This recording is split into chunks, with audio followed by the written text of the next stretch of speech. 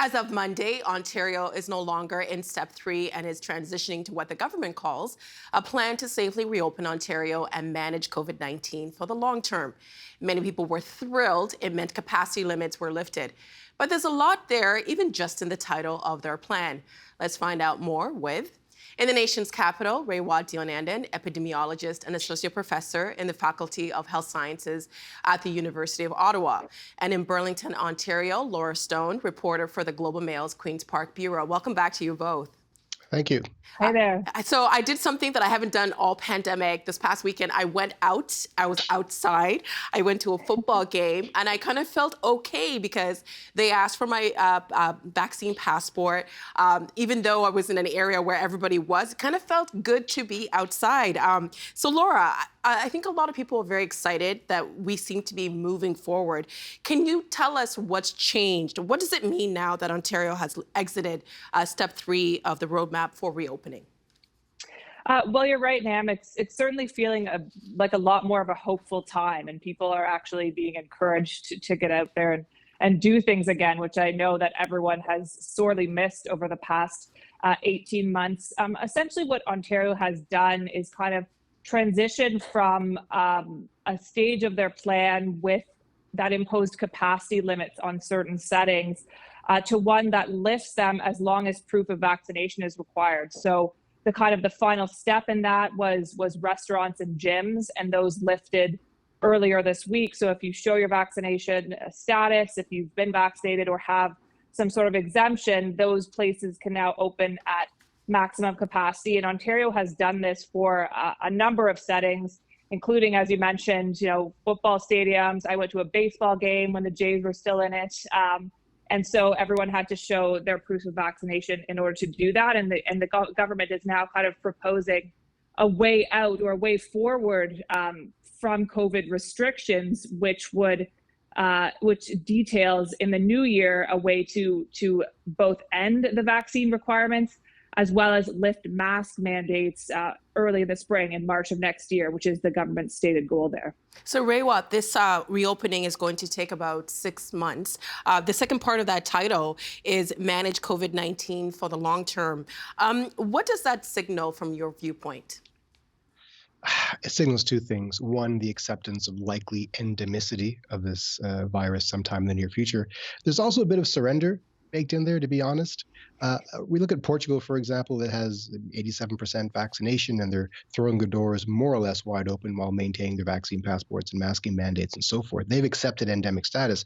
However, they're seeing about 800 cases a day still, and their population is 2/3 the size of Ontario. I think 800 cases a day for Ontario is too much to tolerate. We're down to fewer than, I think, 500 now. So I think there's something to be said for keeping our foot on the brake longer to drive the incidence rate lower so that when we do accept the endemic state, it'll be at a much lower level of transmission. So I don't like the idea of tying the opening to calendar dates. It should be tied to objective epidemiological indicators that we observe in the population. Well, I just wanted to follow up with you on that, Raywat, because there was blowback for the government because the capacity limits for large venues were lifted ahead of small businesses like restaurants. What do you make of the timing of the reopening? It seems to coincide with some sporting events. So maybe someone's got the ear of some powerful people to say, well, this makes more sense economically for the population. I can't really comment on that. I think so long as we're investing in the appropriate public health assets in all venues, like ventilation, mandatory masking, and empowering the owners of such venues to enforce these mandates accordingly, it shouldn't be an issue overall. The timing of who goes first is more of a political issue in my mind. Well, Laura, let me follow up with you on that because we do know that there is a provincial election coming up in June. What does the reopening policies say to you about what the Ontario government wants to say politically? Well, I don't think you could ignore the election, and I think it's no coincidence that these health restrictions are tied to dates that predate the election period. And I think there's certainly, a hopeful optimism, I'll put it that way, on the part of the Ford government that the worst of this pandemic will be over by next June and they can start to talk about other things. But I mean, politically speaking, you cannot ignore the fact that there's an election in June. And so everything be it the vaccine passports, the mask mandates lifting is tied to that. And we've heard Premier Ford talk about his discomfort with vaccine mandates. He's openly talked about them creating a split society, and the government has so far resisted instituting them for healthcare workers, for instance, or education workers, citing a concern over losing the very valuable staff during the pandemic. So I do think that this is both kind of a nod to the general public. People are extremely tired of COVID, obviously, and our vaccination rate is now at 84% for 2 shots, 88 for 1. Most of the public has done their work and went out and got vaccinated. I also think, though, it's a nod to his progressive conservative base and the conservatives who have been frustrated with the government restrictions throughout this pandemic, who don't like the idea of vaccine passports, and especially businesses who still talk about the fact that their revenue is down, and even with vaccine passports, it is hurting their bottom line. So I think that there's kind of both a message to the general public, but also to conservatives that the government is trying to get back to kind of their bread and butter issues, which is the economy, businesses, growing businesses, less red tape, and kind of those issues that Premier Ford was elected on back in 2018. There's a TikToker who went viral. She said that, I have to send it to you after the show, that the pandemic isn't over even though you're over it. And the Registered Nurses Association has said that this plan is risky because we're going into the winter. Flu season is coming up. And so, Laura, I wanted to follow up on you with that, because I also think that the government has to, it's a very delicate balance for them, because I don't think they want to go back into a lockdown, because that wouldn't be good for them politically. So do you see the government setting itself up for yet another reversal? Well, it has been the pattern. And I think when we all saw those specific dates laid out by the government and the chief medical officer, it was kind of like deja vu all over again of the way that this government has continually kind of cataloged things and then had to reverse them, whether it was, keeping schools open and then closing them, or not having any more lockdowns and then having to impose restrictions back on businesses. We are in a different situation now with our vaccination rate. And we've heard from the chief medical officer, Dr. Kieran Moore, about cases inevitably rising in the winter and trying to signal that and telling people not to panic. But I think that there was a lot of skepticism when the government came out and release these specific dates. And they even say, well, individual public health units can impose their own restrictions or make changes if they deem fit. But I do think that the problem that this government has run into is continually setting up expectations for themselves that they then have to back down from. So I think that is a risk here for the Ford government. And Raywat, I want to ask you the same question. Well, there are a lot of unknowns here. And these unknowns have to do with the timing of activities leading to potential spikes. We still don't know the impact of the Thanksgiving spike, if there will be a spike. We don't know what's going to happen after Halloween. Hopefully nothing happens after Halloween, but if young people are having indoor parties and young people are more likely to be unvaccinated, we'll probably see some increase in cases. We don't know what will happen when the weather gets really bad and people are spending more time indoors. The vaccine passports control the super spreading events in formal environments like restaurants and bars, but not informal environments like people's houses. Christmas is coming up, where people are going to be spending a lot more time intimately with potentially strangers. So there's every reason to expect an increase in cases coming up. Having said that, there seems to be a reliance on the awesome power of vaccination to get us through this. And vaccination is astonishing. It is actually the path out of this. But vaccination only has a power if married to appropriate policy levers, by which I mean vaccine mandates and the vaccine passports. By putting an expiration date that's linked to a calendar date on those two policy levers, we're in many ways cutting the feet out from under the awesome power of vaccination. So if they're banking on the science of vaccines to prevent them from repeating the mistakes of the past 2 years, by which I mean the yo-yo effect of opening things up too soon and closing down, etc., it may not come to pass if you're not allowing these policy tools to run their course naturally. So I strongly advocate for us to maintain the vaccine passport, if we could call it that, well past January, but not interminably. What does this mean? It means we're in unknown territory, frankly. And when you're in unknown territory, it behooves us to act more conservatively, to open things up slowly so we do not repeat mistakes of the past. It seems in the past, what's happened in Ontario is that some policies are set, then there is pushback from the public, and then the government kind of reverses its position.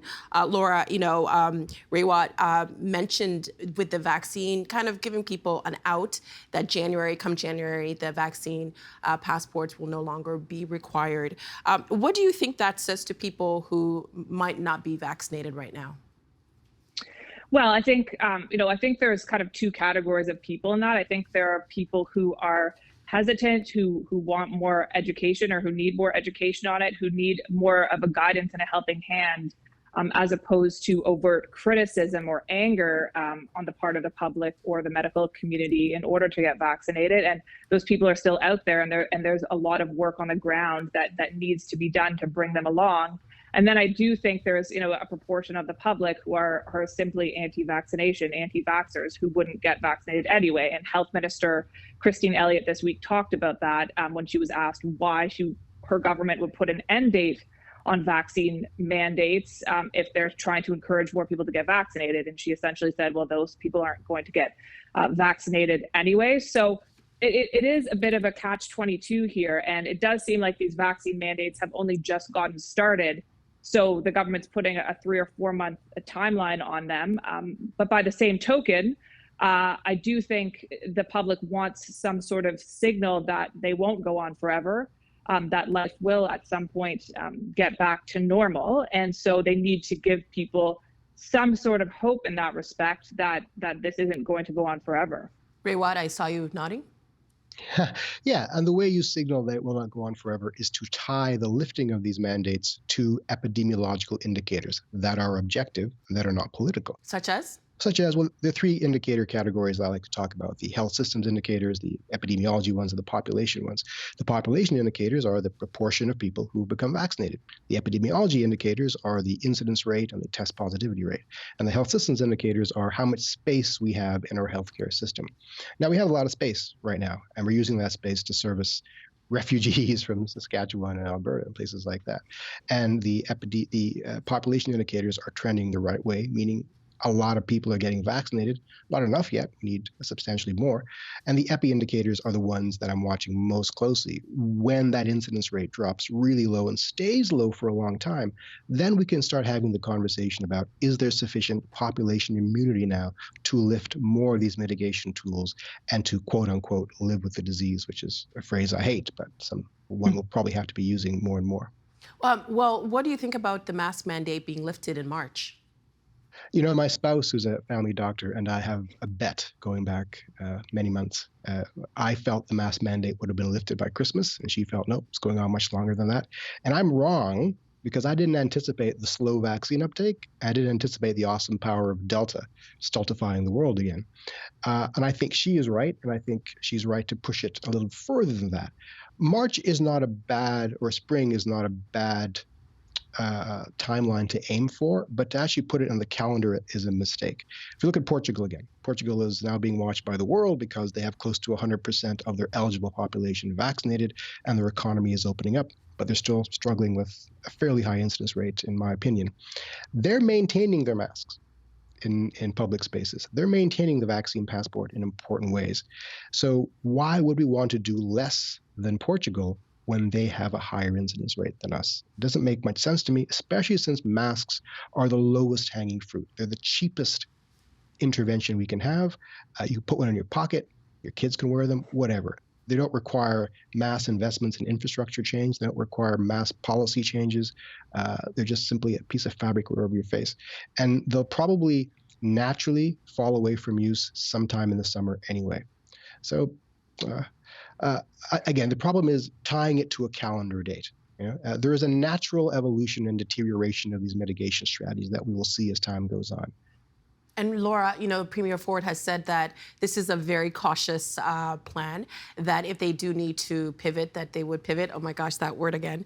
And and some people, are very happy about these reopening plans, and some sectors are not so happy about it. So how does what sectors does this make happy, and what sectors does this not make some people happy?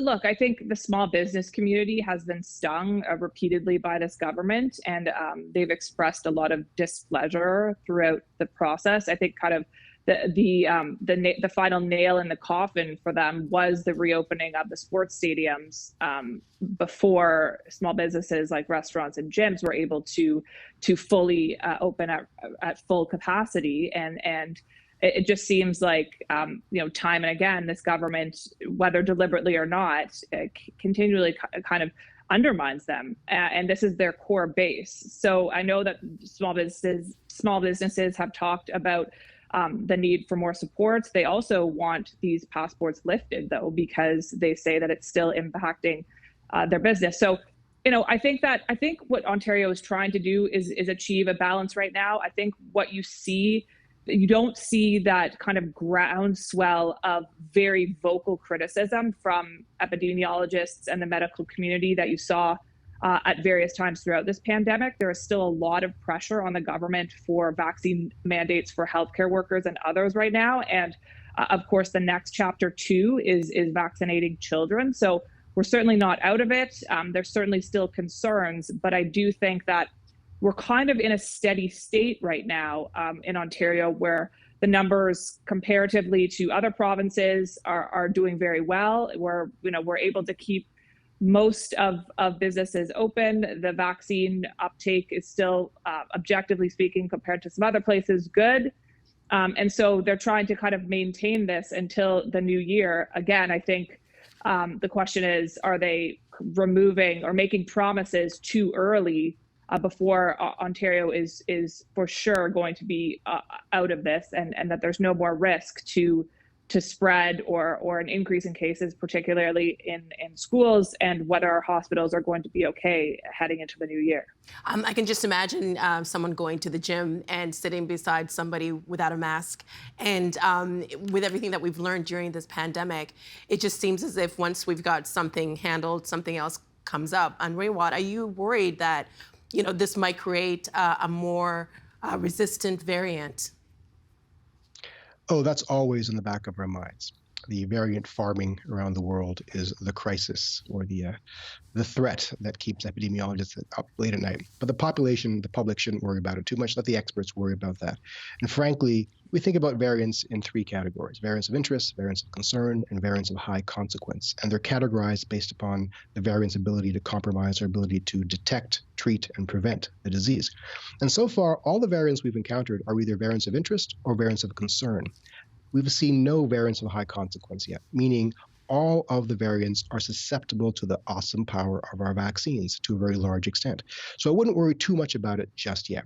But the production of variants must be watched carefully and must be prevented. And the way you prevent it is by diminishing transmission as much as possible. So we must always do everything we can to stop transmission, even when this disease becomes, quote unquote, endemic. And Laura, Raywat just said this idea of it becoming endemic, just becoming something that's part of our lives that we live with. So that concept of normal, what will that look like in a few months from now?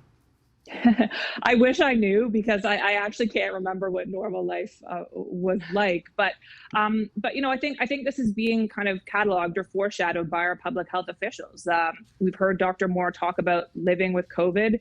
I don't know that this is ever going to go away. And of course, we're watching variants and other mutations of the virus to see what happens. But I think, when we talk about something like a mask mandate, I think it will be very interesting to see what the individual regions or the public health units choose to do, because I think there will be a lot who will take matters into their own hands and potentially extend that themselves or impose it in a variety of settings, similar to what we saw throughout the pandemic, where Toronto, for instance, made up their own rules or imposed more stringent rules than what the province was proposing. So I'm not sure that in March 2022, masks are going to disappear from our society. I think there'll be a lot of people still wearing them. I think there'll be a lot of regions that will still be imposing them. I think they'll still probably be on flights. So I do think the storyline to watch here is sort of what the individual regions come up with and how that maybe differs from what the province has proposed in its own plan.